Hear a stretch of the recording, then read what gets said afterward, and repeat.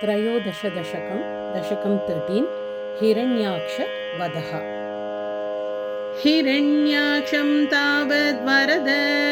भवदन्वेषणपरं चरन्तं सांवर्ते पयसि निजजङ्घापरिमिते भवद्भक्तो गत्वा कपटपटुधीर्नारदमुनिः शनैरुचे नन्दन्दनुजमपि निन्दं स्तव बलम् समायावी विष्णुर्हरति भवदीयां वसुमतीं प्रभो कष्टं कष्टं किमिदमिति तेनाभिगदितः नदन् क्वासो क्वासाविति समुनिना दर्शितपतः भवन्तं सम्प्रापद्धरणिधरम् उद्यन्तमुदकात् अहो आरण्योऽयं मृग इति हसन्तं बहुतरैः दुरुक्तैर्विद्यन्तं दितिसुतम् अवज्ञाय भगवन्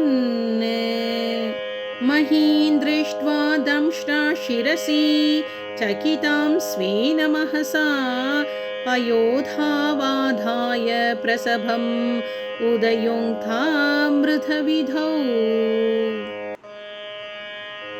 गदापाणौ दैत्ये त्वमपि हि गृहीतोन्नतगदः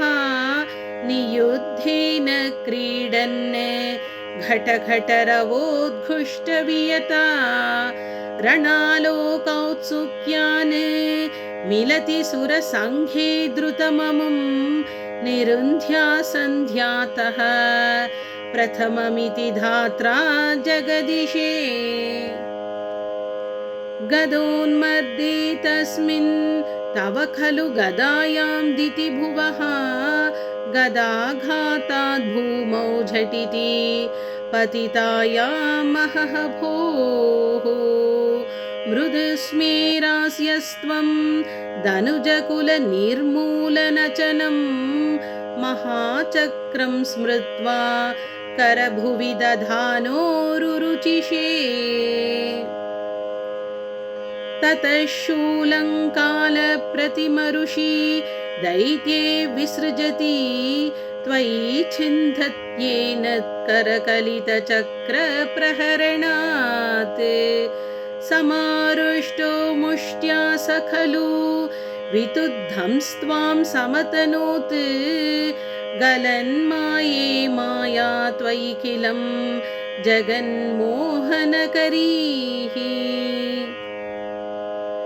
भवच्चक्रज्योतिष्कण लवनिपातेन विधुते ततो मायाचक्रे विततघनरोषान्धमनसं गरिष्ठाभिर्मुष्टिप्रहृतिभिः अभिघ्नन्तमसुरं कराग्रेण स्वेन श्रवणपदमूले निरवधिः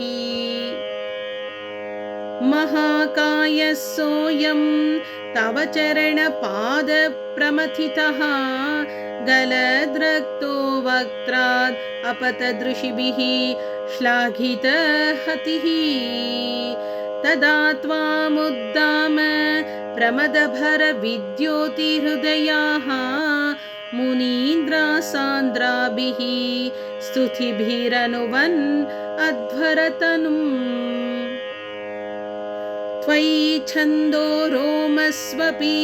कुशगणश्चक्षुषि घृतं चतुर्होतारोङ्घ्रौ सृगपि वदने चोदरयिडा ग्रहाजिह्वायान्ते परपुरुषकर्णे च चमसः विभो सोमो वीर्यं वरद गलदेशेऽप्युपसदः मुनीन्द्रैरित्यादिः तव न मुखैर्मोदितमनाः महीयस्या मूर्त्या विमलतरकीर्त्या च विलसन् स्वधिष्ण्यं सम्प्राप्तः सुकरसविहारी मधुरिपः निरुन्ध्यारोगं मे सकलमपि वातालयपते। ॐ श्री हरये नमः। सदा सर्वत्र गोविन्दनाम संकीर्तनं गोविन्द